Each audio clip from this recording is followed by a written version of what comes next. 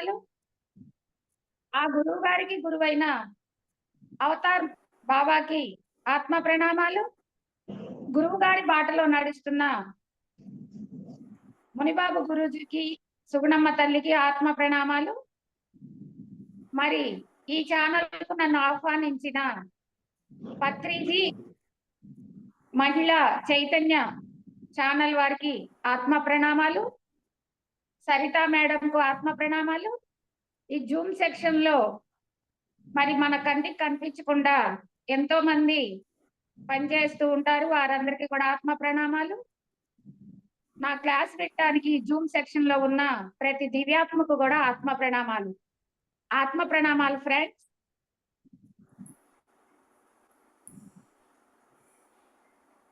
ఈరోజు మనం ఆత్మాయనం గురించి తెలుసుకుందాము.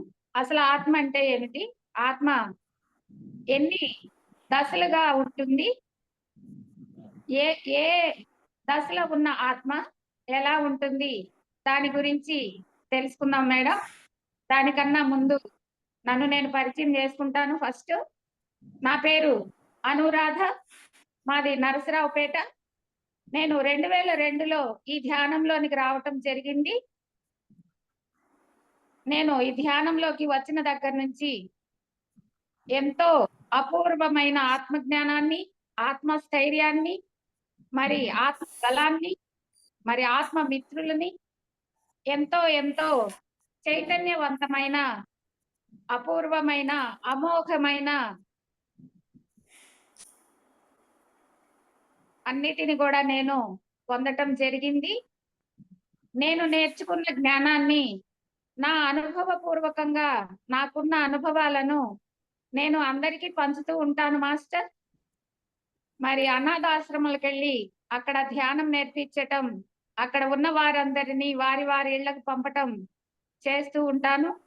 మరి స్కూళ్ళకు వెళ్ళి అక్కడ పిల్లలకి ధ్యానం నేర్పిస్తూ ఉంటాను. ఇంటింటా ధ్యానం అని చెప్పేసి ఎవరికైతే ధ్యానం అవసరం అవుతుందో వారి దగ్గరికి వెళ్ళి ధ్యానం గురించి చెప్తూ ఉంటాను. మరి ఇంకా పిరమిడ్స్ అని, మరి ఎక్కడ ఏ మాస్టర్ కూడా నా క్లాస్ కావాలని అడిగితే ఎంత దూరమైనా కూడా నేను ధైర్యంగా వెళ్ళి వాళ్ళకి నా ఆత్మజ్ఞానాన్ని అందిస్తూ ఉంటాను. మరి ఇటు ఆంధ్ర, తెలంగాణ 2 రాష్ట్రాల్లో కూడా నేను నాకు తెలిసిన ఆత్మజ్ఞానాన్ని, నా జీవితంలో జరిగిన ధ్యానం వల్ల నేను పొందిన లాభాలని అన్ని కూడా అందరికీ పంచుతూ ఉంటాను మాస్టర్స్. మరి స్వాధ్యాయనంలో సీతాయనం అనే బుక్ ని నేను స్వాధ్యాయనం చేస్తూ వీడియోల రూపంలో అన్ని గ్రూపులకి, నా వద్ద ఉన్న గ్రూపులకి నేను పంపుతూ స్వాధ్యాయనం అనే ఆత్మజ్ఞానాన్ని కూడా పంచుతూ ఉంటాను. ఇవి నా దినచర్యలు మేడం. ఇప్పుడు మరి మనం ఈ ధ్యానంలో ఆత్మలో ప్రయాణం అనేది ఏంటో అసలు తెలుసుకుందాం. అసలు ఈ మానవ శరీరంలో ఎలా ఏమేమి ఉంటాయంటే, శరీరము, మరి మనస్సు, బుద్ధి, ఆత్మ, ఇవి 4 ఉంటేనే మనం చైతన్యంతో ఉంటాము.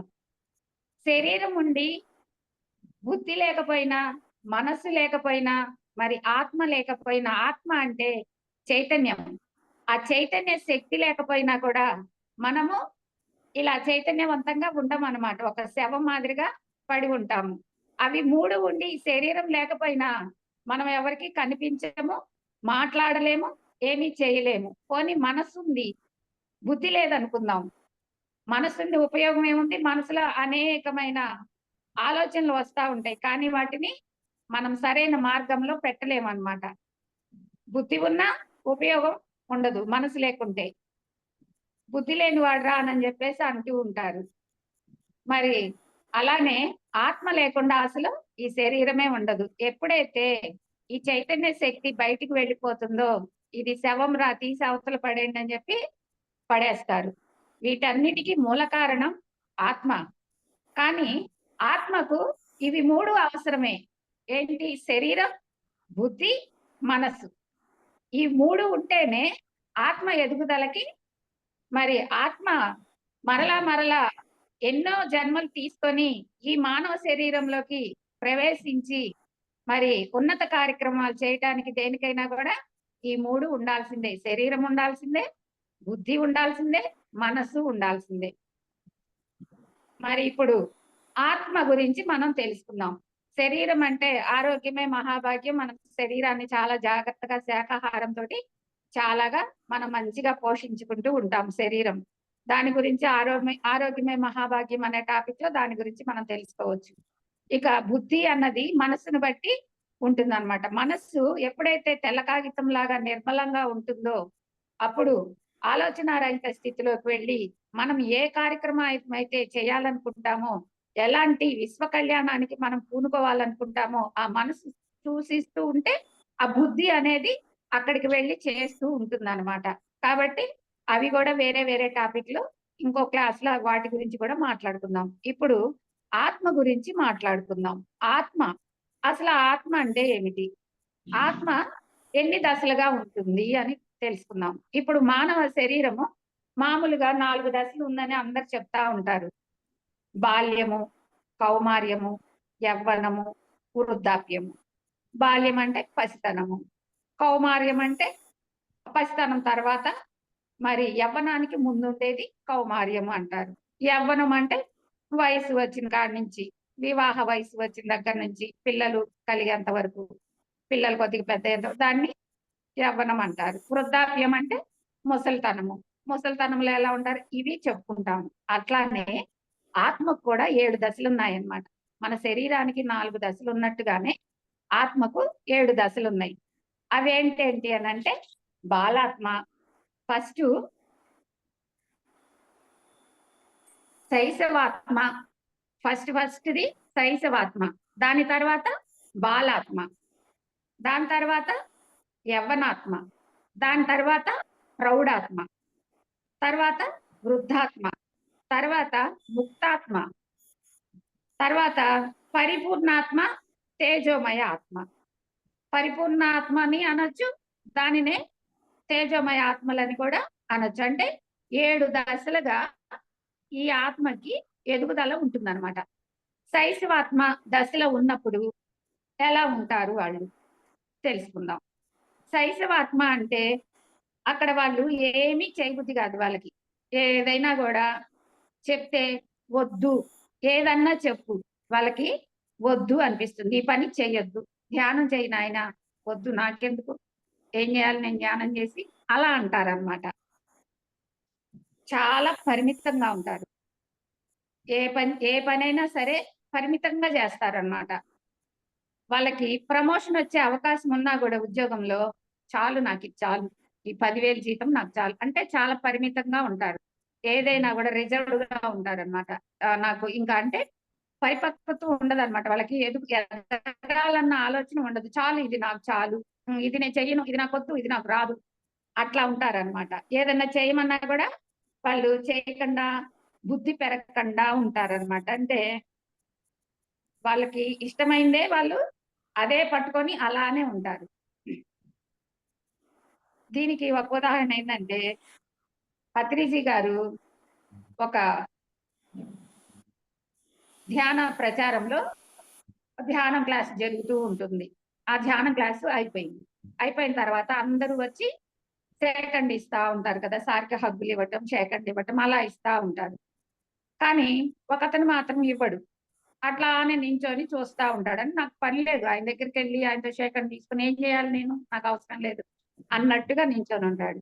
అప్పుడు గురువుగారు చెప్తారు, ఆయన దగ్గరికి వెళ్ళి షేకండ్ ఇచ్చి వస్తారనమాట. అదేంటి గురువుగారు, మీరే ఆయన దగ్గరికి వెళ్ళి షేకండ్ ఇచ్చి వచ్చారు, ఆయన మీ దగ్గరికి రాలేదు కదా అంటే, వాడు శైశవాత్మరా, వాడు శైశవాత్మలో ఉన్నాడు.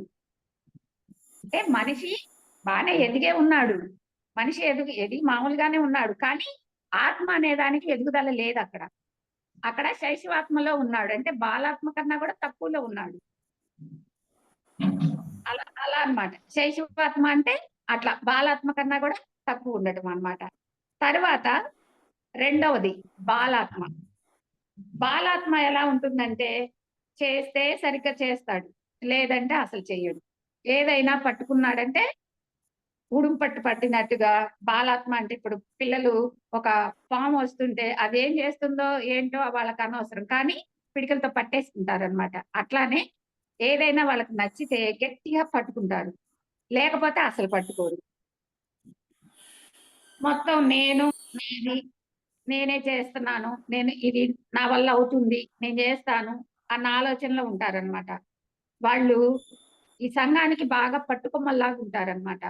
అంటే ఇప్పుడు ఈ సంఘంలో ఇప్పుడు ధ్యాన ప్రచారమే చేయాలనుకోండి, పిరమిడ్స్ కట్టాలనుకోండి, అలాంటి వాళ్ళని ముందుకు తీసుకెళ్తే వాళ్ళు అసలు ఇంకా పట్టు వదలరనమాట. ఎక్కడైనా ఒక దగ్గర పిరమిడ్ కట్టాలి అంటే అలాంటి బాలాత్మల్ని మనం ముందుకు తీసుకెళ్ళినట్టయితే ఖచ్చితంగా వాళ్ళు పిరమిడ్ కట్టి తీరుతారనమాట. నేను కట్టి తీరుతాను, ఏమైనా సరే, ఎట్లా ప్రపంచం తల్లకిందులైనా సరే ఈ పని నేను చేసి తీరుతాను అన్న అంత మొండితనంగా ఉంటారనమాట. అంటే ఉడుం పట్టుతో ఉంటారనమాట. వాళ్ళని బాలాత్మలు అంటారనమాట. అది రెండవ దశ. ఇక మూడవ దశ వచ్చేసరికి యవ్వనాత్మ. ఇంకా వాళ్ళు ఎలా ఉంటారంటే సవాలన్నమాట వాళ్ళకి. ఏదైనా సరే ఒక పని వాళ్ళ దగ్గరికి వెళ్ళిందంటే దాన్ని సవాల్తో ఎదుర్కొంటారు. అంటే సవాల్ చేస్తారనమాట. నేను సవాల్ చేసి చెప్తున్నాను, ఈ విజయం నాదే అన్నట్టు వాళ్ళు సవాల్ తీసుకొని, ఇప్పుడు క్రికెట్ మ్యాచ్ ఎంత తీవ్రంగా ఎంత కష్టపడి గెలుస్తారు మన వాళ్ళు, ఇట్లా అన్నమాట. ఆ యవనాత్మలు అంత సవాలు చేసి దాన్ని ఎదుర్కొంటారు. క్లిష్టమైన పరిస్థితులు వచ్చినా సరే, ఎంత క్లిష్టంగా ఎంత కష్టమైన పనైనా సరే వాళ్ళు సాధిస్తాము సాధిస్తాము అని చెప్పేసి అంత పట్టుదలగా వాళ్ళు ఉంటారన్నమాట. ఎదుటి వాళ్ళు ఎలా ఉన్నా సరే వాళ్ళు స్వీకరిస్తారు. ఇప్పుడు కొంతమంది ఎదుటి వాళ్ళు నచ్చకపోతే వదిలేస్తుంటారు. వాళ్ళతో నాకెందుకురా బాబు, నా పని ఏదో నేను చేసుకుంటా. అలా ఉండవన్నమాట. వాళ్ళు ఎదుటి వాళ్ళు ఎలా ఉన్నా సరే, ఎలా ఉంటే అలానే స్వీకరిస్తారు. వీళ్ళు ఎలా ఉన్నారో అలానే ఉంటారు. ఎదుటి వాళ్ళు ఎలా ఉంటే అలానే స్వీకరిస్తారన్నమాట. వాళ్ళు యవ్వనాత్మలు. తరువాత నాలుగో ఆత్మ ఎదుగుదల ఆత్మ, ప్రౌఢాత్మ అన్నమాట. ఈ ప్రౌఢాత్మ ఎలా ఉంటుందంటే ప్రశాంతంగా ఉంటారు వాళ్ళు. లోపల అంతరంగంగా వాళ్ళు ప్రశాంతంగా ఉండటం, మరి వాళ్ళని వాళ్ళు బాగా తెలుసుకుంటూ ఉంటారు. నేనేంటి? నేనెందుకొచ్చాను? ఈ విశ్వానికి ఎందుకొచ్చాను? ఇక్కడ నా పనేంటి? నేనేం చెయ్యాలి? సత్యాన్వేషణ అన్నమాట. బుద్ధుడు ప్రౌఢాత్మలో ఉన్నప్పుడే మరి సత్యాన్వేషణ చేశారన్నమాట బుద్ధుడు. ఎందుకు? ఆయనకి పెళ్ళైంది, భార్య ఉంది, రాజ్యం ఉంది, పిల్లలున్నారు. వాళ్ళందరూ ఉంటే కూడా ఆ రాజ్యాన్ని, భార్యా పిల్లల్ని వదిలేసి సత్యాన్వేషణలోకి ఆయన వెళ్ళిపోయాడు. ఎందుకు జరుగుతుంది ఇలాగా? ఈ చావులేంటి? ఈ మరణాలేంటి? ఈ దుఃఖం ఏంటి? ఈ అనారోగ్యాలేంటి? ఈ మూలం ఎక్కడి నుంచి వచ్చిందని చెప్పేసి వెతుక్కుంటూ వెళ్ళాడు. అప్పుడు ఆయన ప్రౌఢాత్మలోనే ఉన్నారనమాట బుద్ధుడు. అలాగా ఆ స్థితిలో ఉన్న ప్రౌఢాత్మలందరూ కూడా అన్వేషణ ప్రారంభిస్తారనమాట. ఎక్కడున్నాను? నేను ఎందుకు వచ్చాను ఈ విశ్వానికి? ఏం చేయటానికి వచ్చాను? అసలు నేనెవరు? నా లోపల ఏముంది? అని చెప్పేసి వాళ్ళు వెతుకులాట ప్రారంభిస్తారు. ఈ దుఃఖం ఎలా పోగొట్టుకోవాలి? ఈ అనారోగ్యం ఉంటే అనారోగ్యం, అలాగా సత్యాన్వేషణలో వాళ్ళు ప్రౌఢాత్మలు ఉంటారనమాట. తర్వాత వృద్ధాత్మలు. వృద్ధాత్మలు ఎలా ఉంటారు అని అంటే, వృద్ధాత్మలు చక్కగా వాళ్ళు పసిపిల్లల్లాగా ఆడుతూ పాడుతూ వాళ్ళకి వృద్ధులు వృద్ధాత్మలో అంటే ఆ స్థితిలోకి వచ్చిన తర్వాత ఏజ్‌తో సంబంధం లేదు. ఇప్పుడు నేను చెప్పిన ఆత్మలన్నిటికి కూడా ఏజ్‌తో ఎటువంటి సంబంధం లేదు. ఆత్మలు ఎదుగుదలే నేను చెప్తున్నానన్నమాట. ఈ వృద్ధాత్మలోకి వచ్చిన వాళ్ళంతా పసిపిల్లల్లాగా చుట్టుపక్కల ఎంతమంది ఉన్నా కూడా వాళ్ళు నాట్యం చేయాలని, పాటలు పాడాలని, అట్లా ఉల్లాసంగా మనసు ఆనంద డోలికల్లో ఊగుతూ ఉంటుందన్నమాట వాళ్ళకి. మరి గురువుల్ని కలవాలని, దేవుళ్ళని చూడాలని, ప్రకృతిలో ఉండాలని వాళ్ళకి అట్లా అనిపిస్తూ ఉంటుందన్నమాట.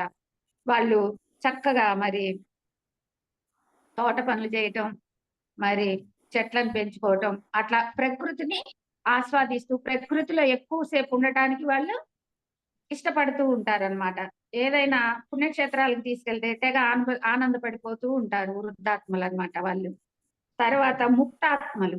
అంటే ముక్తిని పొందటానికి దగ్గరలో ఉన్న ఆత్మలన్నమాట. వాళ్ళకి ఇంక ఇవేవి అవసరం లేదన్నమాట. ఇంకా వాళ్ళు ముక్తి ద్వారాన్ని దానికి వెళ్ళటానికి దగ్గరలో ఉంటారనమాట. అంటే నేనెవరో తెలిసిపోయింది. ఎదుటి వాళ్ళెవరో తెలిసిపోయింది. అహం బ్రహ్మాస్మి, అహం బ్రహ్మాస్మి అన్న స్థితిలో ఉంటారనమాట ముక్తాత్మలు అని వాళ్ళు ఆ స్థితిలో ఉంటారనమాట. ఈ తేజోమయ ఆత్మలు గూడా ఈ ఈ ముక్తాత్మల తేజోమయ ఆత్మలన్న 2 ఆత్మలు ఒకటే అన్నమాట. ఎంతో తేజోవంతంగా అంటే రమణ మహర్షి ఆ స్థితిలో ఉన్న వాళ్ళని తేజోమయ ఆత్మలు, మరి ముక్తాత్మలు అంటారు. అంటే వాళ్ళు ముక్తికి ఇంకా తీసుకుంటానికి ఇంక రెడీగా ఉన్నట్టన్నమాట వాళ్ళు. ఇంక వాళ్ళకి ఈ ప్రపంచంలో ఇక్కడ ఏమీ అవసరం లేదు వాళ్ళకి. నాది అన్నదంటూ ఏమీ అవసరం లేదు వాళ్ళకి. వాళ్ళకి పరమాత్మలో వాళ్ళు ఐక్యమైపోవటానికి, విశ్వ చైతన్యాన్ని ఈ విశ్వానికి పంచటానికే వాళ్ళు రెడీగా ఉంటారన్నమాట. వాళ్ళని ముక్తాత్మలు అంటారు. మనం ఈ విధంగా ఆత్మ 7 దశలుగా ఉంటుంది. 7 దశలుగా ఎదుగుతుందన్నమాట. మనం ఎవరినైనా కలిసినప్పుడు, మన ధ్యాన మిత్రుల్ని ఎవరినైనా కలిసినప్పుడు, వాళ్ళు మాట్లాడే మాటల్ని బట్టి, వాళ్ళ ప్రవర్తనను బట్టి, మనం వాళ్ళు ఏ దశలో ఉన్నారో మనం ఈజీగా తెలుసుకోవచ్చనమాట. మరి ఆత్మల ఎదుగుదల ఇలా ఉంటుంది ఫ్రెండ్స్. ఇవి ఆత్మలు, వాటి ఎదుగుదలనమాట. మరి ఈ ఆత్మల్లో నా నేను ఎలా ఎదిగాను, నా అనుభవం గూడా చెప్తాననమాట నేను. నేను 2002లో ధ్యానంలోకొచ్చాను. అప్పుడు హైదరాబాద్‌లో వనస్థలిపురంలో ఫస్ట్ నా ధ్యానం స్టార్ట్ అవ్వటం జరిగిందనమాట. అక్కడ ఫస్ట్ నా ధ్యాన బీజం అక్కడ నాటడం జరిగింది. అక్కడ నేను ధ్యానం చేస్తూ నా ఆత్మ అక్కడ శైశవాత్మగా ఉందో, బాలాత్మగా ఉందో, ఇప్పుడు నేను వెనక్కి తిరిగి చూసుకుంటూ ఉన్నానన్నమాట. అప్పుడు నాది బాలాత్మగా ఉందన్నమాట. నేను అక్కడ బాలాత్మలో ఉన్నాను. చక్కగా అక్కడి నుంచి వచ్చి ప్రౌఢాత్మలోకెళ్ళి మరి నా జీవితంలో ఎన్నో కష్టాలు, నష్టాలు చాలా ఉన్నాయన్నమాట. వాటన్నిటిని ఈ ధ్యానం ద్వారా నేను ఎదుర్కోవటం జరిగింది. నా ఆత్మ బలం, ఆత్మ స్థైర్యం ఈ ధ్యానం ద్వారా పెంచుకోగలిగాను. నా ఆత్మ ఉన్నతిని కూడా నేను చక్కగా పెంచుకున్నానన్నమాట. ఆ విధంగా ధ్యానం చేస్తూ నేను కొంతకాలానికి మా అమ్మగారు కరోనా టైంలో నాకు మా అమ్మగారికి కరోనా రావటం మూలంగా మా అమ్మగారు కాలం చేయటంతో నేను డిప్రెషన్‌లోకి వెళ్ళిపోయాను. ఏంటి నేను ఇలా అయిపోయాను. మరి మా అమ్మగారు చనిపోవటం ఏంటి? నేను బ్రతకటం ఏంటి? అని చెప్పేసి చాలా బాధపడుతూ ఉన్నానన్నమాట. అప్పుడు మా అమ్మ ఆత్మ నాకు కనిపించటం మొదలుపెట్టింది. మా అమ్మ బాడీ వేకెట్ చేసిన రెండవ రోజు నుంచే ఈ రోజు తను చనిపోయింది. రేపటి నుంచి నాకు ఆమె సోల్ నాకు రియల్‌గా కనపడుతూ ఉందన్నమాట. కనపడుతూ ఉంటే నాకు భయం అనిపించలేదు గానీ, నాకు బాధ అనిపించింది. అయ్యో! అమ్మ రూపంలో లేదే, నాతో మాట్లాడలేకపోతుందే. మరి నేను ఆమెతో మాట్లాడలేకపోతున్నానే. నేను ఎలా మాట్లాడాలమ్మా నీతో అనని చెప్పేసి బాధపడుతూ, ఏడుస్తూ ఆమెతో అలాగా చేస్తూ ఉన్నానన్నమాట. అప్పుడు మా అపార్ట్మెంట్‌లోకి మునిబాబు గురూజీ అని చెప్పేసి ఆయన శ్రీకాళహస్తి నుంచి వచ్చారు. సారొస్తే నేను సార్ దగ్గరికి వెళ్లి అడిగానన్నమాట. సార్ ఇట్లా మా అమ్మ సోల్ నాకు కనిపిస్తూ ఉంది. మరి నేను ఆమెతో మాట్లాడాలి. నాకేదైనా ఉపాయం చెప్పండి. నేను ఇట్లా 2002 నుంచి ధ్యానం చేస్తున్నాను. నాకు ఆమెతో మాట్లాడటానికి రావట్లేదు. నా మాట తనకి వినిపించట్లేదు. ఆవిడ మాట నాకు వినిపించట్లేదు. ఇలా ఆత్మలతో మాట్లాడే విద్య ఏదైనా ఉంటే నాకు నేర్పించండి అని చెప్పేసి నేను ఆ గురువుగారి దగ్గరికెళ్ళి అడగటం జరిగింది. అప్పుడు గురువుగారు చెప్పారు, "మీరు ధ్యానం సమయాన్ని ఎక్కువగా పెంచండమ్మా. ఎక్కువ సమయం మీరు ధ్యానం చేయండి. అప్పుడు ఆమెతో మాట్లాడే అవకాశం మీకు దక్కుతుందని" చెప్పేసి నాకు చెప్పడం జరిగింది. నేను అప్పుడు ఆ రోజు నుంచి నేను రోజు 6 గంటలు, 7 గంటలు ధ్యానం చేసేదాన్ననమాట. ఎప్పుడు ఖాళీ ఉన్నా రోజంతా కూడా ధ్యానంలోనే ఉండేదాన్ని. ఒక్క సిట్టింగ్‌లోనే 6 గంటలు, 7 గంటలు ధ్యానం చేసేదాన్ని. ఆ విధంగా నేను కొన్నాళ్ళు ధ్యానం చేసిన తరువాత మా అమ్మ ప్రతిరూపం నాకు ధ్యానంలోకొచ్చి కనిపించడం మొదలుపెట్టింది. రియల్‌గా సోల్ అయితే నేను వైట్ కలర్‌లో సోల్‌ని చూడగలిగాను. కానీ ధ్యానంలో ఆమె రియల్‌గానే మామూలు రూపంతోనే వచ్చి నా ఎదురుగా కూర్చొని నాతో మాట్లాడటం ప్రారంభించింది. "అమ్మా నువ్వు బాధపడొద్దు. నేను నీతోనే ఉన్నాను. నేనెక్కడికి వెళ్ళిపోలేదు. నా ఆత్మ నీ దగ్గరే ఉంది. నిన్ను విడిచి పోలేకపోతున్నాను. నువ్వు నా కోసం దుఃఖించవద్దు, నేను నీతోనే ఉన్నానని చెప్పేసి నాకు ధైర్యం చెప్పింది. చెప్పి నా చేయి పట్టుకొని ఒక పూర్ ఫ్యామిలీ ఉన్న దగ్గరికి తీసుకువెళ్ళి వాళ్ళని చూపించి, వాళ్ళకి నీ దగ్గర ఏది ఉంటే దాన్ని పంచు అని చెప్పేసి నాకు చెప్పడం జరిగింది. అప్పుడు నేను అర్థం చేసుకున్నాను, అమ్మ వాళ్ళకి పంచమంటుంది. నేను ఆర్థికంగా స్థితిలో లేను, కానీ నా దగ్గర ఎంతో కొంత ఆత్మజ్ఞానం అనేది ఉంది. కాబట్టి అమ్మ నన్ను అవి 2 పంచమని వాళ్ళకి చెప్తుందని నేను అర్థం చేసుకున్నాను. ఆ రోజు నుంచి ప్రతి వృద్ధాశ్రమానికి, అనాథాశ్రమానికి, పసిపిల్లలు ఉండే ఆశ్రమానికి వాళ్ళకి వెళ్ళి నా దగ్గర ఉన్నంతలో వాళ్ళకి ఆహారాన్ని అందించి, నేను ధ్యానం క్లాసులు పెట్టి వాళ్ళకి నా ఆత్మజ్ఞానాన్ని పంచి, నా జీవితంలో నేను పడ్డ కష్టం నష్టాలు వాటిని ధ్యానం ద్వారా నేను ఎలాగా బయటపడగలిగాను, ఎలా ప్రాణాపాయ స్థితిలో కూడా ధ్యానం ద్వారా నేను బయటపడగలిగాను, ఎలాగా నా పిల్లల్ని కష్టపడి నేను పెంచి పెద్ద చేసుకున్నాను, ఇవన్నీ వాళ్ళకి వివరంగా చెప్పి, మరి ఈ ఈ ఆశ్రమాల్లో ఉండాల్సిన అవసరం లేదని, పిల్లల దగ్గరే ఉండి వాళ్ళ చివరి జీవన ప్రయాణం హ్యాపీగా కొనసాగించుకోవచ్చని, అలా ఎలా ఉండాలని చెప్పేసి వాళ్ళకి నేర్పిస్తూ ఉంటానన్నమాట. తర్వాత మా అమ్మగారు ప్రతిరోజు నా దగ్గరకు వచ్చి హాస్టల్ ప్రయాణం చేస్తూ ఉండేవాళ్ళం అన్నమాట ఇద్దరం. దీనికి కారణం నేను ఎక్కువ సమయం మరి ఈ ధ్యానంలో సాధన చేయడం. నేను ఎక్కువ సమయం సాధన చేయటం వల్ల నా శరీరం అంతా కూడా తేలికగా, సూక్ష్మముగా అయిపోయి లోపల ఉన్న ఆత్మ చైతన్య శక్తి బయటికి రావటం జరిగింది. దాన్ని నేను స్వయంగా చూసుకోవడం జరిగిందనమాట. ఒకరోజు తెల్లవారుజామున నేను పడుకొని ఉన్నప్పుడు 5 గంటలకి లేచి నేను ధ్యానం క్లాస్‌లో కూర్చోవాలి.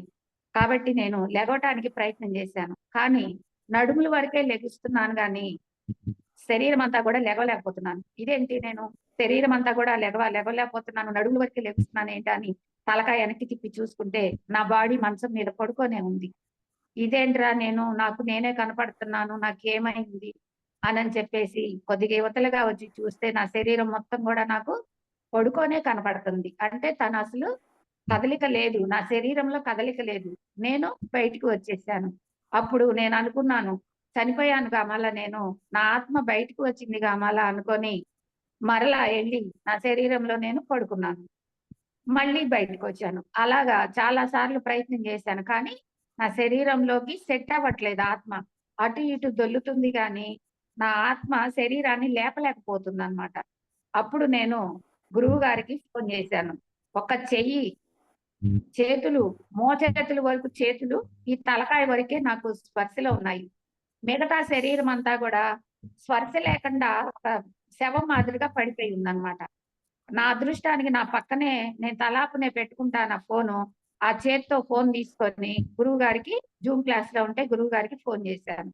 చేసి సార్ నేను లెగవలేకపోతున్నాను సార్. ఏదో తెల్లటిది నాకది ఆత్మ అని, సోల్ అని కూడా నాకప్పుడు తెలీదనమాట.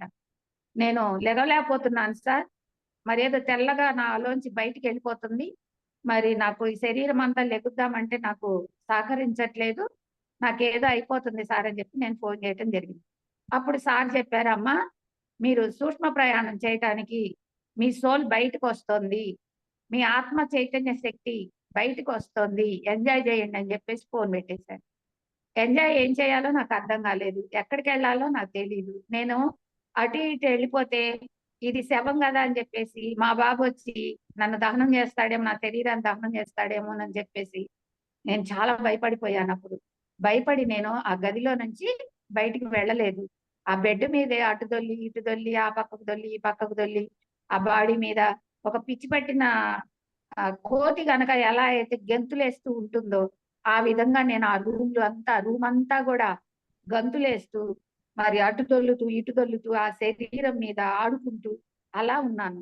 ఆ స్థితిలో నేను ఎంతసేపు ఉన్నానంటే తెల్లవారుజామున 5 గంటల నుండి మధ్యాహ్నం 12 గంటల వరకు ఉన్నాను ఆ స్థితిలో.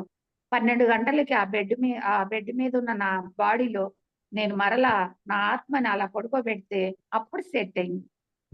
అప్పుడు నేను పైకి లేచి బాత్రూమ్‌కెళ్ళి రావటం, నా అద్దంలో నా మొఖం నేను చూసుకుంటే ఎంతో తేజవంతంగా ఉంది. రాత్రి ఉన్న కాడికి ఇంకా చాలా చాలా అంటే చాలా ఒక బ్రైట్‌నెస్ వచ్చేసింది నా ఫేస్‌లో.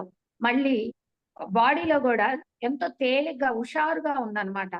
అసలు నిన్నటి కన్నా గూడా ఇంకా ఉత్సాహంగా ఉందనమాట. తేలిగ్గా ఉంది బాడీ. చాలా బాగుంది.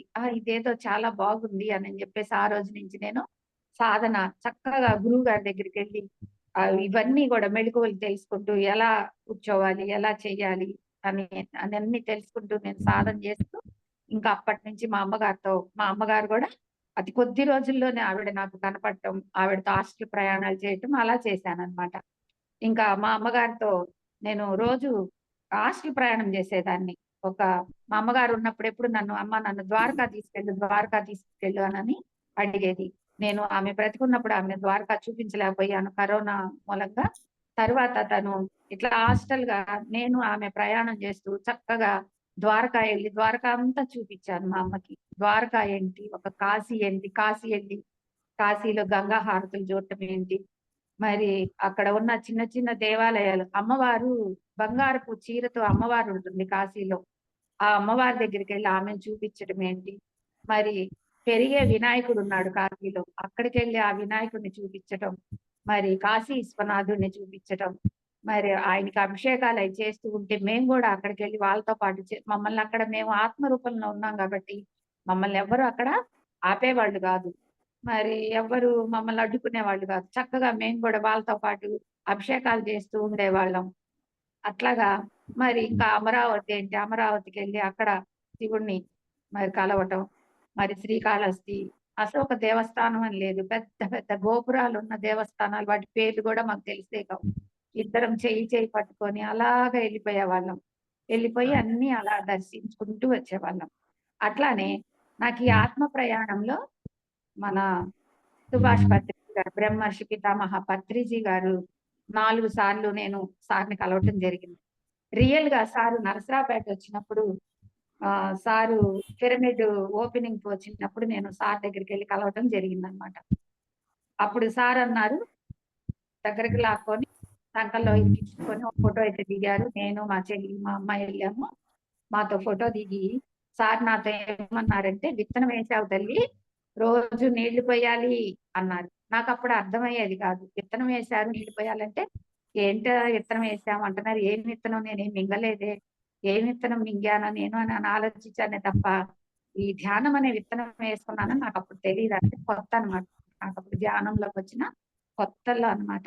కానీ ఏదో ఒకటి ఆలోచన నాకు నేనే సృష్టించుకొని, ఈ ఆత్మలో ఎదుగుదల ఒక్కొక్క ఆత్మలో ఒక్కొక్క ఎదుగుదల మనం ఒక్కొక్కటి చేస్తాం గదా! అట్లానే ఇప్పుడు తెలిసింది నాకు ఈ ఆత్మలు ఇన్ని ఉంటాయి, ఇంత ఎదుగుదల అని. కానీ అప్పుడు అలా ఏముండదుగా. మన మనసులో ఏదుంటే దానికి బుద్ధికి చెప్పేసి అది మనం చేసేస్తూ ఉంటామనమాట. నేను అక్కడ బజార్‌లో వాళ్ళని ఏదైనా ఒక 10 మందిని కూర్చి వేరే సార్‌ని పిలిపిచ్చేదాన్ని. వేరే సార్‌ని పిలిపిచ్చి అక్కడ క్లాసులు పెట్టిచ్చేదాన్ని. ఎందుకు అనంటే సార్ నన్ను విత్తనం వేసావు నీళ్లు పోయమన్నారు కదా! అంటే ధ్యానం చేపిచ్చమని అందరికి చెప్తున్నారేమో అని నా బుద్ధి అలాగా అనిపించిందనమాట. అలా చేసేదాన్ననమాట. మళ్ళీ తర్వాత అప్పుడప్పుడు సార్ నర్సరావుపేటకొచ్చి కళ్యాణ మండపాల్లో క్లాస్ చెప్తా ఉండేవాళ్ళనమాట. కానీ నేను సార్ దగ్గరికి వెళ్ళేదాన్ని గాదు. దూరంగా ఉండి ఆ క్లాస్ విని వెళ్ళిపోయేదాన్ని. అంతేగాని నేను సార్‌ని ఎప్పుడు గూడా క్వెషన్ ఏసేదాన్ని గాదు. నాలో కానీ నేను స్టార్టింగ్ వనస్థలిపురంలో అక్కడికి వెళ్ళిన దగ్గర నుంచి అక్కడ గూడా నాకొక సంఘటన జరిగింది. వనస్థలిపురంలో గూడా నాకు ముక్కులెంట, చెవులెంట రక్తం వచ్చింది ధ్యానం చేస్తూ ఉంటే. నేను వెళ్లి అక్కడ గురువుని అడిగితే అమ్మ నీకు ప్రాసెస్ జరుగుతుంది. నాడీ మండల శుద్ధి జరుగుతుందని చెప్పారు. కానీ నాకప్పుడు ఆ నాడీ మండలి అంటే ఏంటో తెలీదు. శుద్ధి అంటే ఏంటో తెలీదు. ఏమీ తెలీదు. కానీ వాళ్ళు చెప్పారు అది విన్నాను. "నీకేమి అవ్వదమ్మా. నీకు ఉన్న ప్రాబ్లమ్ తగ్గిపోతుంది." అంటే లోపల నేను అంత ట్రస్ట్ పెట్టుకొని వెళ్ళాను. అంత మానసిక ఒత్తిడితో వెళ్ళానన్నమాట. మరణానికి సన్నిహితంగా వెళ్ళి, ఆ మరణాన్ని తప్పించుకుంటానికి ఈ ఏదో ఒకటి దారి ఎతుక్కుంటూ వెళ్ళానన్నమాట. కానీ చాలా బలమైన దీక్షతో వెళ్ళాను. అంటే సంకల్పం బాగా గట్టిగా పెట్టుకొని వెళ్ళానన్నమాట. ఈ ధ్యానం ద్వారా నా జీవితంలో ఏదో ఒక మార్పు రావాలి. నేను మారాలి. నాకు మార్పు రావాలి అనని చెప్పేసి వెళ్ళటం జరిగింది. ఆ కఠోర తపస్సులో నాకు ఆ ప్రాసెస్ జరిగిందన్నమాట. ఆ తలలో ఉన్న నా అధిక ఒత్తిడి వల్ల ఆ బ్లడ్ ముక్కులంట, చెవుల వెంట రావటం జరిగిందన్నమాట అప్పుడు. అది అక్కడ అలా జరిగింది. తర్వాత సార్ ఎప్పుడొచ్చినా కూడా క్లాస్‌కి వెళ్ళేదాన్నే గాని, ఈ లోపల జరుగుతున్న అంతర్మథనం ఏంటి? ప్రాసెస్‌లు అంటే ఏంటి? దీని తర్వాత ఇంకోటి ఏం చేయాలి?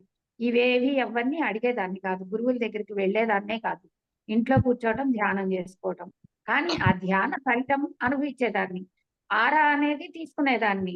బలాన్ని పుంజుకునేదాన్ని. ఏదైనా పట్టుబట్టి సాధించేదాన్ని. అలాగా జీవితంలో బాగా ఎదిగాను గాని, నాకు గురువు అన్నది తెలీదనమాట. ఈ అపార్ట్మెంట్‌లో అమ్మ చనిపోయిన తర్వాత శ్రీకాళహస్తి గురువుగారు బుచ్చిబాబు గారు కలవటం ద్వారా మరి నేను ఈ ఆత్మ ఎదుగుదల, ఈ అంతర్ ప్రయాణం, మరి సూక్ష్మ ప్రయాణం, ఈ హాస్టల్ ప్రయాణం ఇవన్నీ గూడా తెలుసుకుంటూ వస్తున్నాననమాట. అట్లా జరుగుతుంది. మరి హాస్టల్‌గా నేను గురువుగారి ఇంటికే వెళ్ళటం జరిగింది ఒకరోజు. పత్రిజీ గారి గురువు దగ్గరికెళ్ళి సార్ పాదాలు మొక్కుతూ ఉన్నాను నేను. అమ్మ స్వర్ణమాల మేడం పక్కనే చైర్‌లో కూర్చొని ఉన్నారు. ఈజీ చైర్‌లో కూర్చొనున్నారు. సారేమో బెడ్ మీద పడుకొనున్నారు. నేనెళ్లి సార్ పాదాలు ఒత్తుతూ ఉన్నాను. సార్ చాలా కోపంగా చూసి, "నువ్వెందుకు నా పాదాలు ఒత్తుతున్నావు?" అనని జెప్పేసి అడిగారు. అడిగితే, "సార్ మీరు ఈ ప్రపంచానికే ధ్యాన భిక్ష పెట్టారు. అందరికీ ధ్యానం గురించి పరిచయం చేశారు. మీరు చెప్పిన ఈ ధ్యానం నేర్చుకొని నేను చాలా లాభాలు పొందాను. మా అమ్మని కూడా నేను కలవటం జరిగింది. మరి ఆత్మ ప్రయాణం చేస్తూ ఉన్నాను. అలానే ఇప్పుడు ఆత్మ స్వరూపంగా మీ దగ్గరకొచ్చి మీ పాదాలు ఒత్తుతున్నాను నేను సార్" అనంటే, సార్ చాలా కోపంగా మీరు పట్టాల్సింది పాదాలు కాదు, పదాలు అని చెప్పేసి నాకు చెప్పడం జరిగింది. నేను చాలా ఆశ్చర్యపోయాననమాట. సారు సూక్ష్మ రూపంలో ఉండి కూడా నేను సూక్ష్మ రూపంలోనే ఎళ్ళాను సార్ దగ్గరికి. అంటే అక్కడ సారు సూక్ష్మ రూపంలోనే ఉన్నారు. సూక్ష్మ రూపంలో ఉండి కూడా సారు ఆయన మీరు పట్టాల్సింది పాదాలు కాదు, పదాలు అనని చెప్పేసి చెప్పటం నాకు చాలా అంటే చాలా అసలకి ఆశ్చర్యం అనిపించిందనమాట. అట్లా అనిపించిందనమాట.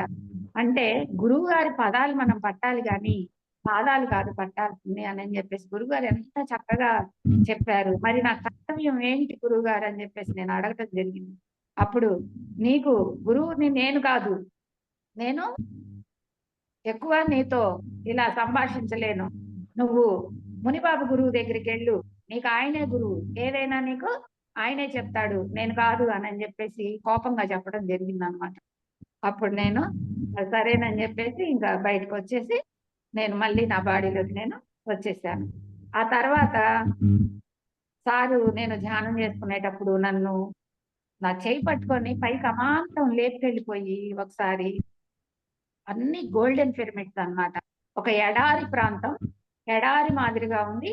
అక్కడ అన్ని గోల్డెన్ పిరమిడ్‌లున్నాయన్నమాట. అక్కడికి తీసుకెళ్ళి నన్ను వదిలేశారు. అక్కడ ఎవ్వరు లేరు. ఓన్లీ గోల్డెన్ పిరమిడ్‌లే ఉన్నాయన్నమాట. నేను ఆ పిరమిడ్‌ల దగ్గరికెళ్ళి, ఆ లైటింగ్ నా ముఖం మీద పడి నేను గూడా గోల్డెన్ కలర్‌లోకి మారిపోతున్నానన్నమాట. అవన్నీ ఇక చూసుకోండి అక్కడ నేను ఎట్లా తిరుగుతున్నానో నాకే తెలీదు. అసల అదొక ఆనందం అన్నమాట. ఆ పిరమిడ్ చుట్టూ తిరగటం, ఆ లైటింగ్ నా మీద పడితే నేను చూసుకుంటా, ఎగురుకుంటా, గంతులేసుకుంటా తిరగటం. అది ఒక అద్భుతమైన నాకు అనుభవం అన్నమాట. మళ్ళీ ఒకసారి నక్షత్ర లోకానికి తీసుకెళ్ళి, అక్కడ గూడా అట్లాంటి వదిలేసి వెళ్ళిపోయేవాళ్ళన్నమాట. అప్పుడు గూడా అక్కడ నక్షత్రాలను చుట్టూ తిరుగుతూ, నక్షత్రాలను చూస్తూ, ఆ వెన్నెల్లో విహరిస్తూ అట్లా ఉండేదాన్ననమాట. అది ఒక అనుభవం జరిగింది. మరి తర్వాత నేను నా హాస్టల్ ప్రయాణంలో గురువుగారి మునిబాబు గురూజీ వాళ్ళ ఇంటికెళ్ళటం గూడా జరిగిందనమాట.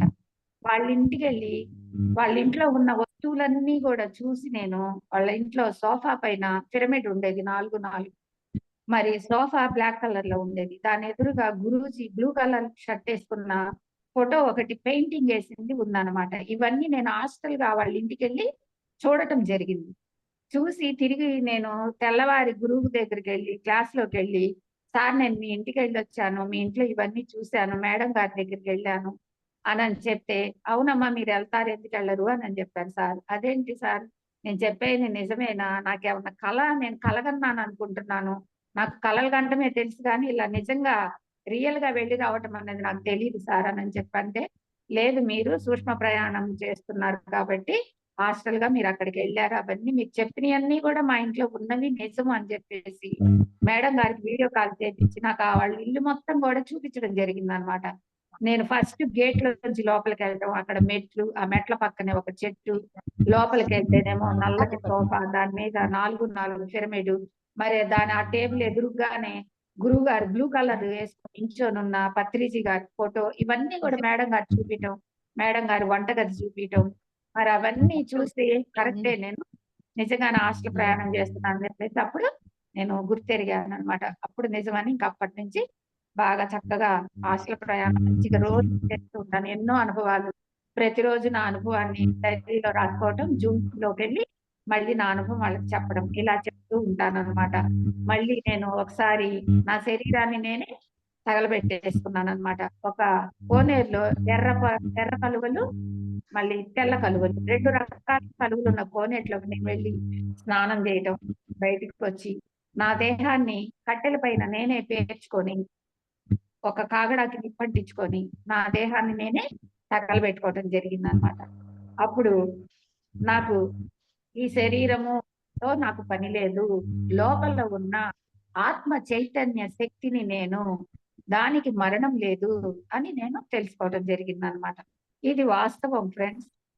మన లోపల ఉన్న ఆత్మ చైతన్య శక్తి ఇప్పుడు నేను చెప్పినట్టుగా 7 దశలుగా ఎదుగుదల పొంది పరిపూర్ణాత్మలుగా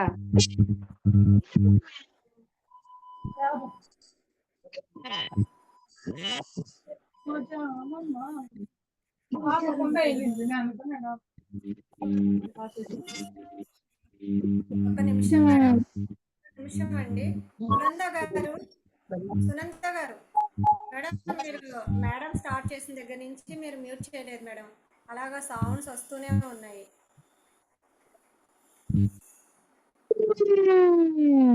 మ్యూట్ చేసుకోండి మేడం. మ్యూట్ మరి చేయండి. అలాగా ఎన్నో ఆత్మలతో నా అనుభవాలు. నేను మరి ఒక రూమ్ లో కూర్చొని నేను ధ్యానం చేస్తూ ఉంటే, తలుపు వేసుకొనే ఉంటే ఆ తలుపులోంచి కొన్ని ఆత్మలు వచ్చేవన్నమాట లోపలికి. వచ్చి బెడ్ చుట్టూ కూర్చొని ఆ ఆత్మలు కూడా నాతో పాటు ధ్యానం చేసేవి. నన్ను కదిలిచ్చేవి కావు. నన్ను డిస్టర్బ్ చేసేవి కావన్నమాట. అవి కూడా కూర్చొని చక్కగా ధ్యానం చేసేవన్నమాట. నేను ధ్యానంలోంచి ఎప్పుడైతే బయటకొస్తానో అవి కూడా అప్పుడు బయటికి వెళ్ళిపోవటం జరుగుతుందన్నమాట. ఇది నేను కళ్ళు తెరిసి చూసేదాన్ని కాదు. కానీ నేను దివ్య నేత్రంతో, దివ్య చక్షువుతో నేను నా ఇంట్లో జరిగే ప్రతి విషయాన్ని కూడా, ప్రతి కదలికను కూడా నేను గమనిస్తూ ఉండేదాన్ననమాట. అలా వచ్చేయి.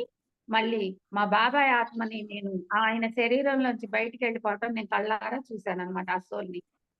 అతను వెళ్ళిపోయి పైకి వెళ్ళిపోలేక, అతను చనిపోయే ముందు తీవ్రమైన ఆకలితో చనిపోయాడనమాట. అతనికి చనిపోయే ముందు ఆహారం అందించలేదనమాట. ఆ ఆకలితో అతను చనిపోయాడు. అతని సోల్ బయటికెళ్ళటం నేను చూస్తూనే ఉన్నాను. తర్వాత నేను ఒక వారం తర్వాత ఎళ్లి వాళ్ళ ఇంటికెళ్ళి నేను ధ్యానంలో కూర్చుంటే, ఆకలి, ఆకలి, ఆకలి అని చెప్పేసి తపిస్తుందనమాట ఆత్మ. అప్పుడు నేను ధ్యానంలోనే ఆయనకి అన్నం అందించడం జరిగింది. ఆహారాన్ని అందించా. ధ్యాన ప్రసాదాన్ని ఆయనకి అందించడం జరిగి, ఆయనకి చెప్పేసాననమాట. బాబాయ్, నీవు ఈ లోకానికి వచ్చిన పని అయిపోయింది. ఈ శరీరంతో నీకు పని లేదు. ఈ ధ్యాన ఆహారాన్ని తీసుకొని నువ్వు కూడా ధ్యానం చేసి ఇక్కడి నుంచి విముక్తి పొందు. మరలా నీకు ఈ లోకంలో విశ్వ కళ్యాణానికై ఏదైనా కర్మ చేయాలని ఉంటే మళ్ళీ ఉత్తమమైన జన్మ తీసుకొని మళ్ళీ చక్కగా ఈ లోకానికి వచ్చి మంచి కార్యక్రమాలు చేసుకో బాబాయ్. కానీ ఇలాగ ఆత్మ రూపంలో ఉండి ఇక్కడ ఘోష పడవద్దు. ఇక్కడ నుంచి వెళ్ళిపో అని చెప్పేసి నేను ఆత్మని పంపటం జరిగిందనమాట. అలా వెళ్ళిపోయింది. తర్వాత రీసెంట్ గా ఒక 2 నెలల క్రితం మా మనవడు చనిపోయాడు. బాబు ఇంటర్ ఫస్ట్ ఇయర్ చదువుతున్నాడు. అతను సరిగ్గా చదవలేనేమో, మా నాన్నగారికి పేరు తేలేనేమో అని ఆ డిప్రెషన్ లో వెళ్ళి తను సూసైడ్ చేసుకొని చనిపోవటం జరిగింది. ఆ ఆత్మ కూడా ఫస్ట్ లో వెళ్ళలేక తను బాధపడుతూ అక్కడక్కడే తిరుగుతూ ఉన్నాడనమాట. అయితే విచిత్రంగా నాకు ఒక కొత్త అనుభవాన్ని తీసుకొచ్చాడు ఆ బాలాత్మ. నాలోనికి ప్రవేశించి అతను ఏడవటం మొదలుపెట్టాడు. నే ఎప్పుడు ఏ ఆత్మ అయినా కూడా నా ఎదురుగా కూర్చొని నాకు ఏడుస్తూ, మా బాబాయ్ ఆత్మ కూడా నా ఎదురుగా కూర్చొని ఏడవటం నేను చూశాను. కానీ ఈ బాలాత్మ నా లోపలికి ప్రవేశించి ఏడవటం మొదలుపెట్టింది. ఈ ఏడుస్తున్నా నేను గట్టిగా కేకలు పెట్టి ఏడుస్తున్నాను. ఓ ఓ అని పెద్దగా ఏడుస్తున్నాను. కళ్ళమ్మ నీళ్లు గారిపోతున్నాయి. నాకు ఈ చీర, జాకెట్ అంతా కూడా తడిసిపోతా ఉందన్నమాట. కానీ లోపల నా ఆత్మ ఉంది గదా! నా ఆత్మ ఆ ఎరుకతో ఉండి అది ఏమంటుందంటే, "ఎందుకు కళ్ళమ్మట నీళ్ళెందుకు కారుతున్నాయి? నేను ఏడవట్లేదు గదా! నేను బాధపడట్లేదు గదా! నేను జ్ఞానంతో ఉన్నాను గదా! నాకన్నీ తెలుసు గదా! మరి చావనేది లేదు గదా! ఎందుకు నేనేడుస్తున్నానని జెప్పేసి నా ఆత్మ అంటుంది. బాలాత్మ ఏమంటుంది? నేను తప్పు చేశాను. నేను తొందరపడ్డాను. నాకిప్పుడు తప్పు తెలిసింది. కానీ నాకిప్పుడు దేహం లేదు అని జెప్పేసి బాలాత్మ ఏడుస్తుందనమాట. అప్పుడు నేను ఆ బాలాత్మని గూడా నాయనా నువ్వు తెలిసి చేసినా, తెలియక చేయినా నువ్వనుకున్నదే చేశావు. నువ్వు ఈ జన్మ తీసుకునేటప్పుడే నాకింతవరకే ఈ భూమి మీద నా పనులున్నయి. ఈ పనులు నేను ముగించుకొని ఇన్ని సంవత్సరాలకు నేను తిరిగి మరలా ఆత్మ రూపంలో మళ్ళీ పైకి వస్తానని చెప్పి పైన మాటిచ్చి కిందకొచ్చావు. అలానే నువ్వు అనుకున్నదే చేశావు నాయనా. ఇది అనుకోకుండా చేసిందేం కాదు. కాబట్టి చక్కగా నువ్వు ఇక మరలా చక్కగా ధ్యానం చేసుకొని మంచి ఆత్మగా మళ్ళీ మంచి ఉత్తమ జన్మ తీసుకొని చక్కగా విశ్వానికి నువ్వు తోడ్పడు. విశ్వకర్మలో నువ్వు ఒక భాగంగా ఉండు అని చెప్పేసి ఆ బాలాత్మని చెప్పి పంపటం జరిగిందనమాట. ఆ తరువాత అతను ధ్యానంలో నాకొకసారి నాకే కాదు వాళ్ళ నాయనమ్మకు కూడా ఒకసారి పూల తోటలో పూలు కోస్తూ ఎంతో సంతోషంగా ఉన్నట్టుగా కనిపించాడనమాట. "నువ్వు బన్షీ నువ్వు బాగున్నావా ఇక్కడ?" అనంటే, "నేను చాలా సంతోషంగా ఉన్నానిక్కడ. ఈ లోకంలో నాకు చాలా బాగుంది. ఈ లోకంలో నేను చాలా సంతోషంగా ఉన్నానని" జెప్పేసి చెప్పడం గూడా జరిగింది. ఈ విషయం నేనే కాకుండా మా తోడికోడలు కూడా అలానే కనిపించి ధ్యానంలో తను గూడా ధ్యానం చేస్తుందనమాట. తను గూడా ధ్యానంలో నాకిలా కనిపించాడే పూల తోటలో ఉన్నాడు. నేను పిలిస్తే నేను రాను. నేనిక్కడ చాలా హ్యాపీగా ఉన్నాను. ఇక్కడే ఉంటాను. నా కోసం మీరెవరు ఏడవొద్దు, బాధపడొద్దు అనని చెప్పేసి చెప్పడం జరిగిందని చెప్పేసి తను గూడా నాకు చెప్పడం ఆహా! జరిగింది. ఇలాగా బాలాత్మతో కూడా నాకు ఒక అనుభవం ఉందనమాట. మరి ఇంకొక ఆత్మ ఉందనమాట. ఆ ఆత్మ నా ఎదురుగా కూర్చొని సహాయం చేయమని అడుగుతూ ఉండేది. ఏందా సహాయం అనంటే, నేను చనిపోయాను. నా భార్య ఆమె పేరు గూడా చెప్పేదనమాట ఆత్మ. నా భార్య పేరు ఫలానా. ఆవిడ దగ్గరికెళ్ళి మీరు హెల్ప్ చేయండి. ఆవిడకి ఏదైనా సహాయం చేయండి. నా భార్య నేను చనిపోయానని చాలా బాధపడుతుంది అనని జెప్పేసి ఆత్మ నన్ను అడగటం జరిగిందనమాట. నేను ధ్యానంలోంచి బయటకొచ్చిన తర్వాత, ఏంటి ఇలాగా ఆత్మ అలా చెప్తూ ఉంది. అది నిజమా? అబద్ధమా? అడ్రెస్ కూడా చెప్తుంది. మరి పలానా అమ్మాయి పేరు కూడా చెప్తుంది. రమాదేవి అని చెప్తుంది. పలానా దగ్గర అడ్రెస్ చెప్తుంది. మరి నిజమా? అబద్ధమా? అయినా ఎళ్ళొస్తే పోలా అని చెప్పేసి నేను బండెట్టుకొని ఆత్మ ఏ అడ్రెస్ అయితే చెప్పిందో ఆ అడ్రెస్ దగ్గరికెళ్ళి, ఇక్కడ ఈ మధ్య కాలంలో ఎవరైనా చనిపోయారా అని చెప్పేసి అడిగా నేను. అడిగితే అవునమ్మా చనిపోయారు. అంటే అతని భార్య పేరు ఏమన్నా చెప్పగలరా అనంటే చెప్పగలము రమాదేవి అని చెప్పారు. అప్పుడు నాకు ధ్యానంలో ఆత్మ చెప్పారు. ఇది ఒకటే అన్నమాట. అప్పుడు నేను వాళ్ళ ఇంటికెళ్ళి నేను ఆవిడకి తెలియకపోయినా కూడా వెళ్ళి నేను మామూలుగా పలకరించి మీకేదైనా సహాయం కావాలంటే నన్ను అడగండమ్మా నేను చేస్తానని చెప్పి, మరి మేమిట్లా ధ్యానం చేస్తాము. నువ్వు కూడా ధ్యానం చేస్తే ఈ దుఃఖంలోంచి బయటికి రావచ్చు అనని చెప్పడం జరిగిందనమాట. తను పర్సనల్‌గా ఒక సహాయం అడిగింది నన్ను. నేనది చేసి ధ్యానం ఆమెకు పరిచయం చేశాను. ఆవిడ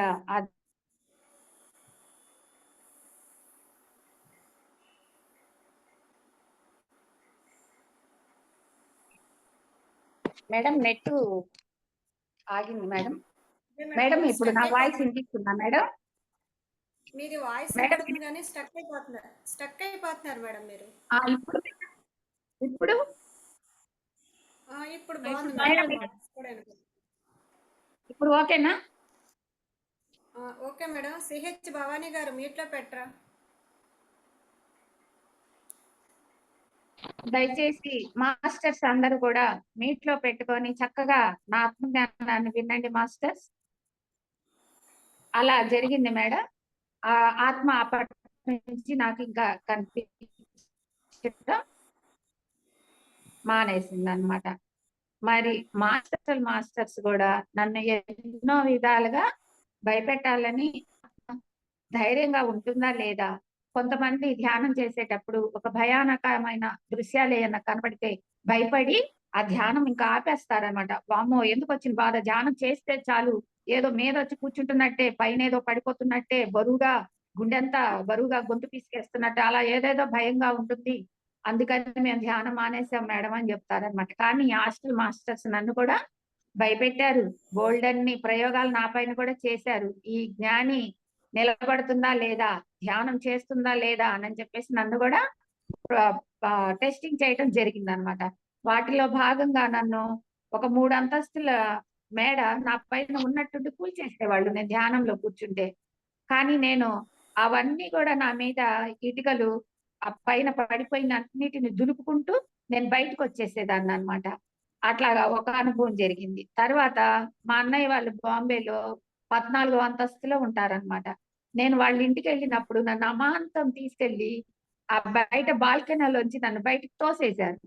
ఆ 14 అంతస్తులోంచి నేను కింద నేల మీదకొచ్చేసాననమాట. అప్పుడు ఒక పెద్ద జెయింట్ వీల్‌లోంచి మనం కిందకొస్తున్నప్పుడు ఎలాంటి అనుభూతి వస్తుందో, అలాంటి అనుభూతిని నేను పొందాననమాట. పై ప్రాణాలు పైనే పోతున్నాయి. అసలు భయం, ఆకాశంలో తేలాడుతూ కిందకొస్తున్నాను. ఊపిరి ఆడట్లేదు. అట్లా భయపెట్టేశారు ఒక్కసారి. తర్వాత ధ్యానంలోంచి బయటకొస్తే ఏమీ లేదు. అట్లాగా మరి నిప్పుల్లో పడేసినట్టు కూడా ఒక్కొక్కసారి భయపెడుతూ ఉంటారు. ఒకసారి ఏమైందంటే నేను ఒక్కసారి ఏమైంది మేడం, టైమ్ అయితే నాకొకసారి ఓకే మేడం, టైమ్ ఉంది. ఒకసారి ఏమైందంటే నేను ధ్యానంలోనే నాతో పాటు ఒక కుక్క పిల్లని తీసుకొని ఒక గుహలోకి వెళ్తూ ఉన్నాననమాట. అక్కడ వినాయకుడి విగ్రహం ఉంది. ఆ విగ్రహానికి నేనేదో పూజ చేయాలని ఎళ్తున్నాననమాట. ఎళ్తూ ఉంటే నా ఎనకాల కొంతమంది, ఆళ్ళు రాక్షసులో లేకపోతే మానవులో మృగాలో నాకు తెలీదు గానీ నన్ను వెంబడిస్తూ వస్తున్నారనమాట. నాకు తెలుస్తుంది నన్ను కబళించడానికి ఏవో రాక్షసులో, మృగాలో ఏవో వస్తున్నాయని చెప్పేసి నేను అనుకుంటూ ఉన్నాను మనసులో. అప్పుడు నా పక్కనే ఉన్న ఆ కుక్క పిల్ల నా ఎదురుగా వచ్చి ఒక సింహం మాదిరిగా మారిపోయిందనమాట. మారిపోయి ఆ ఎనక ఉన్న రాక్షసుల్ని తరిమి కొట్టేసింది. ఇది నా అనుభవం. నేను ఎంతో అసలకి ఆశ్చర్యపోయాననమాట. ఆశ్చర్యపోయి తెల్లవారి పొద్దున్నే జూమ్ సెక్షన్‌లో గురువుగారిని చెప్పాను నా అనుభవాన్ని. సార్ నాకిలాంటి అనుభవం వచ్చింది సార్. కుక్క పిల్ల సింహంగా మారటం ఏంటి సార్ అనని జెప్పేసి నేను అడిగాననమాట. ఇట్లాగా రాక్షసుల్ని పారతోలింది. తర్వాత మళ్ళీ నేను ముందుకు సాగాను. ఆ గుహలోంచి బయటకొచ్చేసాను. ఆ గుహలో జరిగిందనమాట ఇది. ఇలా జరిగింది సార్. నేను ఇలా భయపడ్డాను. ఇలా ఏంటి? ఏం జరిగింది? అని చెప్పేసి అడిగితే, అమ్మా మన లోపల ప్రతి ఒక్కళ్ళలో గూడా మీలో ఆత్మ స్వరూపం, ఆది పరాశక్తి ఉంటుంది. చైతన్య స్వరూపం ఉంటుంది. అది ప్రతి ఒక్కళ్ళు గూడా దేవతామూర్తులేమ్మా మనం అందరం కూడా.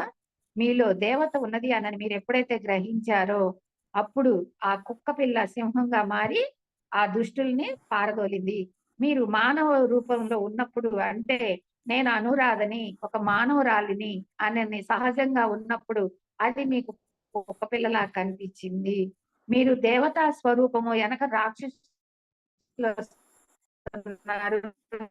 వాళ్ళని సంహరించాలి. మీ ఆలోచన ఎట్ట మారిందో, అప్పుడు ఆ కుక్క పిల్ల సింహంగా మారింది అని జెప్పేసి గురువుగారు చెప్పడం జరిగింది. ఎంత అద్భుతం అనిపించింది నాకు.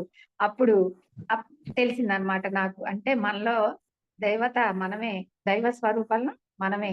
మానవులమే దేవతలం గదా! మనమే గదా!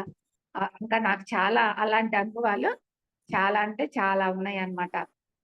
మరి ఒకసారి ఆత్మ స్వరూపంతో నేను కోటప్ప కొండ మీదకి ఆ రోజు శివరాత్రి రోజు, మామూలుగా శివరాత్రి రోజు ఎప్పుడు నేను ఒక రోజంతా కొండపైన ఉండేదాన్ననమాట. అక్కడ తిరునాళ్ళు జరుగుతుంది. నేను స్వామివారి సన్నిధిలోనే అక్కడ గానా, బజానా నృత్యాలు అవన్నీ జరుగుతా ఉంటాయి కాబట్టి నేను ఆ రాత్రంతా అక్కడే తిరునాళ్ళకి ఉండి తెల్లారి ఇంటికొచ్చేదాన్ని. కానీ ఆ రోజు శివరాత్రి రోజు గురువుగారు ఫిరంగిపురంలో ఆహ్, ఫిరంగిపురం గాదు, పిడుగురాళ్ళలో క్లాస్ ఉందన్నమాట పిరమిడ్‌లో. ఆ గురువుగారితో కలిసి ఉండటం కోసం అని జెప్పేసి నేను తిరునాళ్ళకి వెళ్ళకుండా గురువుగారి దగ్గరికి వెళ్ళాను. వెళ్ళి ఆ రోజంతా నేను ధ్యానంలోనే ఉన్నాను నైటంతా. తెల్లవారుజామున 5 గంటలప్పుడు నేను సాక్షాత్తు గర్భగుడిలోకి వెళ్ళిపోయానన్నమాట ఆత్మస్వరూపంతో, సూక్ష్మ రూపంలో వెళ్ళిపోయి అక్కడ ఒక పక్కన గోడకి వెండితో నాగుని ఇట్లాగా అమర్చి ఉంచుతారనమాట బొమ్మ.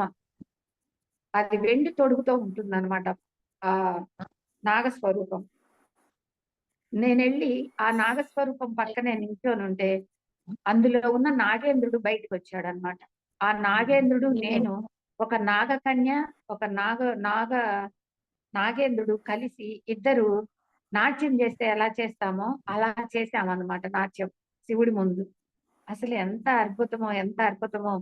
ఆ అసలు అక్కడ శివుడిని చూడటమే కాకుండా కళ్ళతోటి మళ్ళీ ఆ శివుడి దగ్గర నేను నాట్యం చేయటం, అది కూడా ఒక నాగేంద్రుడితో కలిసి ఒక నాగకన్య మాదిరిగా అక్కడ నాట్యం చేయటం అన్నది నాకు చాలా అద్భుతమైన అనుభవం అన్నమాట. ఆ అనుభవాన్ని పొందాను నేను అక్కడ. మళ్ళీ అట్లానే ఇంకా ఎన్నెన్నో అన్ని డైరీలో అన్ని ఎప్పుడెప్పుడు అన్ని డైరీలో రాసుకుంటాను. కానీ ఇప్పుడు నేను తెలంగాణలో మొన్న పౌర్ణమి క్లాస్ చెప్పడానికి వచ్చానన్నమాట. అందుకని నాకు గుర్తున్నయన్నీ కూడా నేను ఇప్పుడు చెప్తూ ఉన్నానన్నమాట. మళ్ళీ ఒకసారి నేను ధ్యానం చేస్తూనే ఉన్నాను. నా కనులు 2 ఇలాగ రెప్పలు తెరుచుకున్నాయి ఇట్లాగా. కళ్ళు తెరుచుకున్నాయన్నమాట. ఇక రెప్ప పడట్లేదు. ఏంటి కళ్ళు తెరుచుకున్నాయి, రెప్ప పడట్లేదేంటా అనని చెప్పేసి ఆశ్చర్యపోయాను నేను. నా ఎదురుగా ఒక స్ఫటిక లింగం. ఆ లింగానికి పాలతో అభిషేకం జరుగుతూ ఉంది. అవి పైనుంచి మనుషులెవ్వరూ నాకు కనపడట్లేదు. ఒక హ్యాండ్ మాత్రమే పాలు పోస్తూ ఉంది శివలింగానికి. నేను ఆ అభిషేకం చూస్తూ ఉన్నాను. కానీ రెప్ప పడట్లేదు. ఎంతసేపటికి రెప్ప పడట్లేదు. కళ్ళమ్మటి నీళ్లు కారిపోతున్నాయి.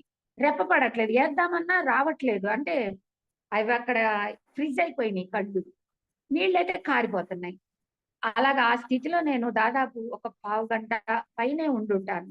అసలు కళ్ళైతే ఎంత మంట, కారం పోస్తే ఎలా మంట పుట్టిద్దో అలా మంట పుట్టిపోతున్నాయి అన్నమాట కళ్ళు. రెప్ప పడట్లేదు గదా! అందుకని అలా మంట పుట్టిపోతున్నాయి. కానీ నేను అసలు అభిషేకాన్ని ఎంత అద్భుతంగా చూశానో. ఒక స్ఫటిక లింగం, పాలతో అభిషేకం. చాలా అద్భుతమైన సన్నివేశం అన్నమాట. అది ఒక అనుభవం వచ్చిందన్నమాట. మళ్ళీ తర్వాత ఇంకా ఇంకా చాలా ఉన్నాయి ఫ్రెండ్స్.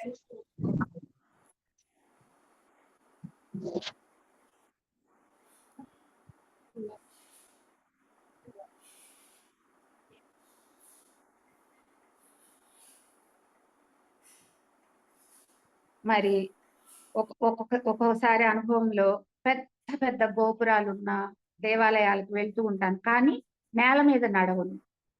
గాలిలో నడుచుకుంటూ వెళ్తుంటాను. అట్లా అనుభవాలు కూడా వస్తుంటాయి అన్నమాట.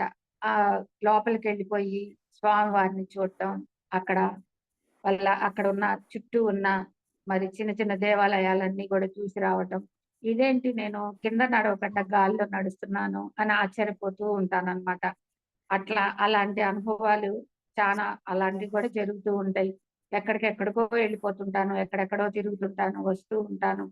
అలా జరుగుతుంటది. ఒక విచిత్రమైన సంఘటన ఒకసారి జరిగింది. ఏంటంటే నేను బండి మీద వెళ్తూ ఉంటే నా ఆత్మస్వరూపం బయటకొస్తా ఉంది. ఇదేంటా ఇంక నేను బండి మీద ఎట్లా వెళ్ళాలి? బండి తీసుకొని వెళ్తూ ఉన్నాను. సోల్ బయటకొస్తుంది. అప్పుడు బండి ఎట్లా నడుపుతా నేను? బాడీ నడపలేదు కదా! సోల్ లేకుండా బాడీ పని చేయదు కదా! అప్పుడు బండి పక్కన పెట్టేసి ఇదేదో తేడాగా ఉంది నాకు.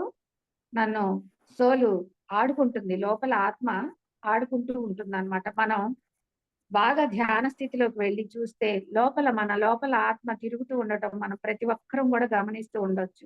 లోపల నాట్యం చేస్తూ ఉంటుంది ఆత్మ. ఎట్లా నాట్యం చేస్తుందంటే దానికి నియమాలు ఏమీ ఉండవు. చిన్న పెద్ద నేను వయసులో పెద్దదాన్నిని, నేను ఈ నాట్యం చేయకూడదని కూడా ఉండదన్నమాట. అంత విధిగా విచ్చలవిడిగా లోపల నాట్యం చేస్తూ ఉంటుంది.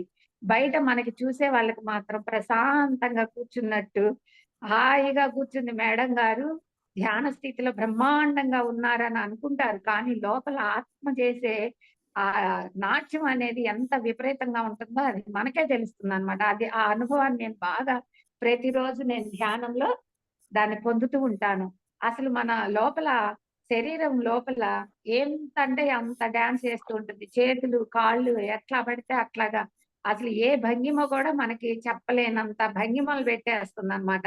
అంత చక్కల గింతలు పెట్టినట్టుగా చక్కగా లోపల ఏంటేంటో డాన్సులన్నీ ఏసేస్తా ఉంటదన్నమాట. అది ఎంత హాయిగా ఉంటదో. ఆ ధ్యానం క్లాస్ అయిపోయిన తర్వాత ఒళ్ళంతా తేలిగ్గా ఒక 2 గంటల పాటు మనం బయట ఎక్సర్సైజ్ చేస్తే ఎలా ఉంటదో అలా ఉంటదన్నమాట అప్పుడు మనకు బాడీ. అంత ఇదిగా బాగా చక్కగా లోపల నాట్యం చేస్తూ ఉంటుంది ఆత్మ స్థితి. అంత బాగా అలా ఉంటుందన్నమాట. చక్కగా ప్రతి ఒక్కళ్ళు గూడా బాగా ధ్యానం చేసినట్టయితే, ధ్యాన స్థితిని పొందినట్టయితే, మరి ఈ ఆత్మ దర్శనం ఫస్టు మన ఆత్మ స్వరూపాన్ని మనం దర్శనం చేసుకోవాలి. మనం దర్శనం చేసుకున్న తర్వాత అప్పుడు సూక్ష్మ ప్రయాణం అనేది జరుగుతుందనమాట. దీనికంతా గూడా ఒక ప్రాసెస్ నడుస్తూ ఉంటుంది మేడం. ఈ ప్రాసెస్ మనం ఖచ్చితంగా చేసుకుంటేనే ఈ సూక్ష్మ ప్రయాణం అనేది, ఈ ఆత్మ ఎదుగుదల అనేది జరుగుతుందనమాట. మనం ధ్యానంలోకి వెళ్ళి, ధ్యానం తర్వాత దివ్య చక్షువుని ఉత్తేజం చేసుకొని, మరి బ్రహ్మరంధ్రము గుండా విశ్వమయ ప్రాణశక్తిని ఆవాహనం చేసుకొని, నాడీ మండల శుద్ధి జరిపించుకొని, ఆ నాడీ మండల శుద్ధి ద్వారా దివ్యచక్షు ఉత్తేజం చేసుకొని, అప్పుడు దివ్య లోక అనుభవాలు మరి అద్భుతమైన అనుభవాలను పొంది, మరి ఆ అనుభవాల ద్వారా పరమ గురువులని, మరి పరమ దేవతలని, దేవుళ్ళని, మనకి ఇష్టమైన వారిని, ప్రకృతిని అన్నిటిని సందర్శించి, మరి పరమ గురువుల దగ్గరికెళ్ళి వాళ్ళతో సంభాషించి, వాళ్ళతో మాట్లాడి, అన్నీ గూడా చేసి, అప్పుడు మనం చక్కగా ఈ సూక్ష్మ ప్రయాణం అనేది చేయవచ్చనమాట. ఈ సూక్ష్మ ప్రయాణంతోటి ఎంతో మందిని, మన గురువుల్ని ఎంతో మందిని కలవచ్చు. మన ఇష్టదైవాలను కలవచ్చు. వారిచ్చే సందేశాలు మనం తీసుకోవచ్చు. ఈ విశ్వానికి మనం ఏమైతే చేయాలనుకున్నామో, అది వయస్సుతో నిమిత్తం లేకుండా మనం అంత దివ్యంగా, అమోఘంగా కార్యక్రమాలన్నీ కూడా విజయవంతంగా మనం చేపట్టొచ్చు. మాస్టర్స్, మరి నా అనుభవాలు ఇవి మాస్టర్స్. మరి ఎవరైనా ఇంకా నాతో ఏమైనా అడగాలన్నా, నాతో మాట్లాడాలన్నా కూడా మీరు మాట్లాడొచ్చు. ఈ అద్భుతమైన ఆత్మాయణం, ఆత్మ ప్రయాణం ఇలాగా మనకు బాగా ఎంతో అద్భుతంగా ప్రతి ఒక్కళ్ళు కూడా పొందొచ్చు మాస్టర్స్. Thank you masters. ఇవి నా అనుభవాలు. ఎవరైనా మాస్టర్స్ ఉంటే నాతో మాట్లాడొచ్చు masters. Thank you okay madam. Madam. Okay madam. Thank you so much madam. Patriji మహిళా చైతన్యానికి వచ్చి గొప్ప కాన్సెప్ట్ చెప్పారు, గొప్ప జ్ఞానాన్ని అందించారు. Thank you madam. Thank you so much madam. Thank you madam.